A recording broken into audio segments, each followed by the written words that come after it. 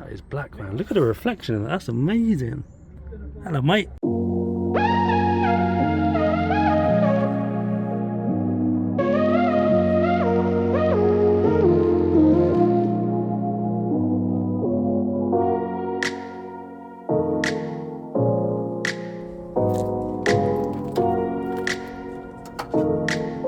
Hey guys, welcome back to another video, and today we're going to be doing a service on this 1.4 petrol Honda Jazz. First thing we want to do is pop the bonnet.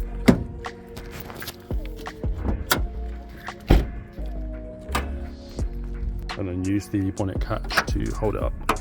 The levers here, just pull up like that. Okay, so first we want to remove the air filter, and to do that we've got these 4 clips that we just pull back. Like so, and then that should now lift up and pull out, and there it is, the old one. Not in bad shape actually. So you want to remove the old one, remember which orientation it goes. It does go a specific way, like so, and then just pop the new one in, and we can put the cover back on. Make sure it's in there properly, and then just pop these caps. Probably one of the easier filters to change because there's no screwing or anything. Right, so in order to change the oil, we need to jack up the vehicle or lift the vehicle up, and in my case I've got these ramps that I've had for quite a long time now actually. I'll leave a link to the product in the video description, and they're only plastic, but they cost me £50, and you basically just drive the vehicle up to it, and it gives you enough clearance to be able to get underneath, get the under trough if you have one, and take the sump bolt off to drain the oil.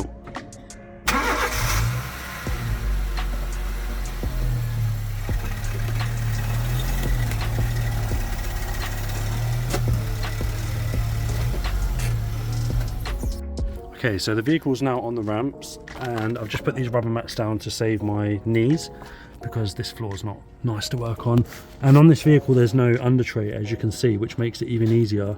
So I'll show you where the sump bolt is that we need to take off, but before we do that, what you need to do is just remove the oil cap so that when you take the sump bolt off there's no pressure in there, so it will just allow the oil to come out freely. And the oil filter in this car as well is right there. We need something to catch the old oil. That's the oil filter there that we're going to be removing. And the sump bolt is this one here. This is a 17mm socket, so I've got the tool that I need here. I'm going to place it on and just loosen it up. Oh, that's tight.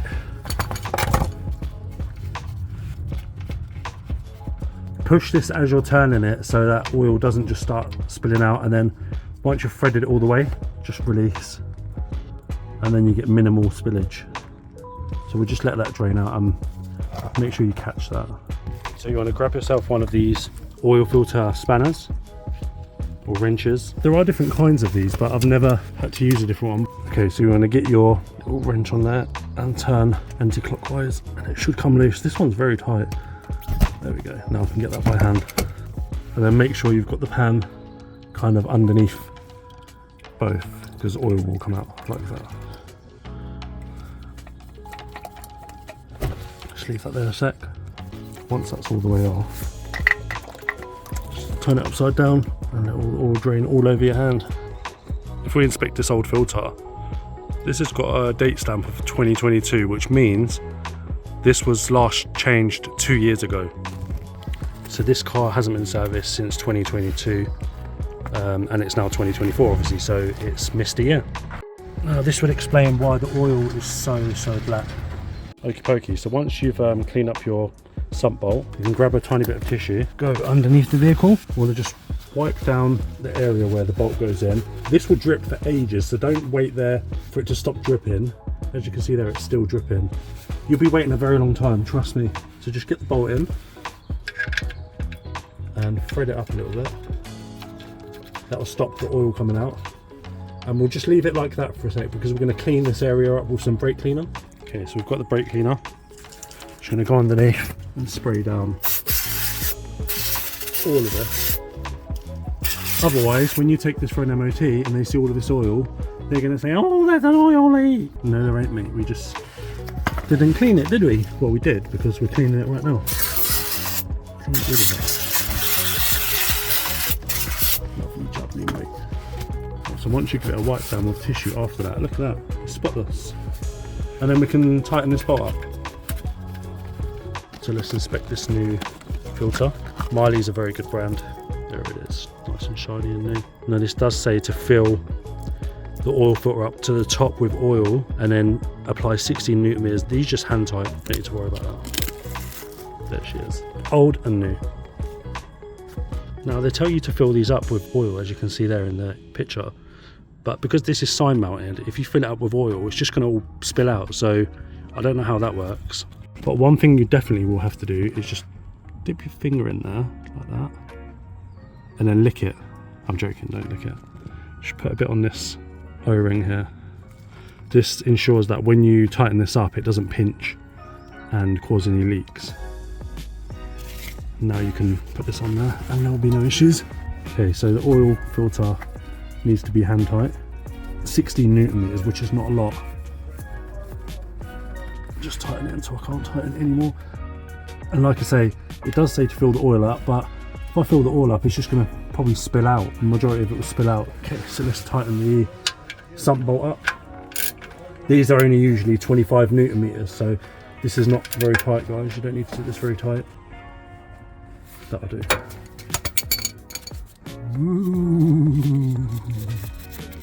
Right, so the sump bolt is on, the oil filter is on. Now we need to put some oil in this baby. Now how do you know how much oil to put in each vehicle? Well, there's a few ways to check. One is to go to eurocarparts.com, type in your vehicle registration number, click on oil, and then it will give you the capacity. You can also phone a car parts shop and ask them politely if they'll give you the oil capacity. You can check your service book and see if you can find it in there if you have one. Or there is an app called MPM Oil Finder, and that will give you the exact capacity that you need and which oil you need for your vehicle as well.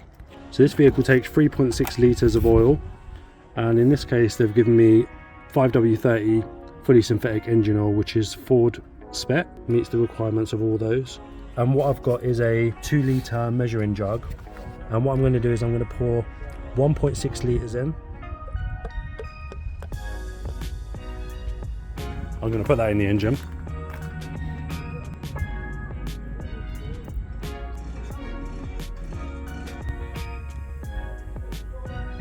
Now we need just another 2 litres, because 1.6 and 2 equals 3.6. Math is hard. Don't beat yourself up when you can figure something out. Right, so once you've poured the oil in, obviously you'll need to put the oil cap back on, and we are done on the engine side.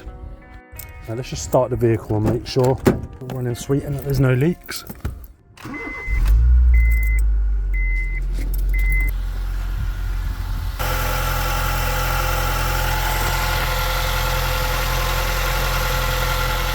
That's just old oil that we forgot to clean.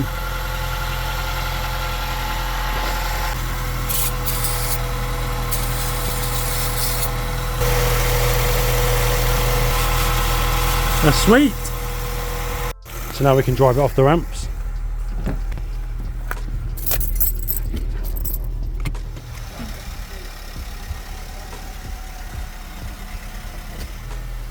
Okay, so the last filter to change is the cabin filter, and this is the filter that filters the air coming through your air vent, so it's definitely worth changing, and not everyone does change these on their vehicles.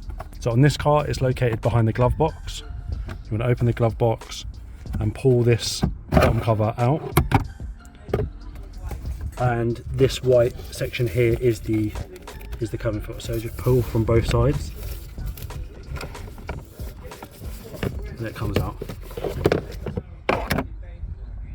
When removing the old filter, we want to push from underneath, push up like that, and you always want to pay attention to the airflow arrows. So in this case they're pointing up, and when we get the new one we want to make sure the arrows are pointing up in the same direction, so we'll just get that in place, push down, and that is one cabin filter installed. Now if we just compare these, look how black that is compared to the new one, and that's, you're breathing that in. You can actually spray perfume on these or some kind of air freshener if you want them to smell good through your air vent. I just wanted to show you this actually before we put it in. So on the back of this, there's these little tabs that the material should slide up into to hold it in place.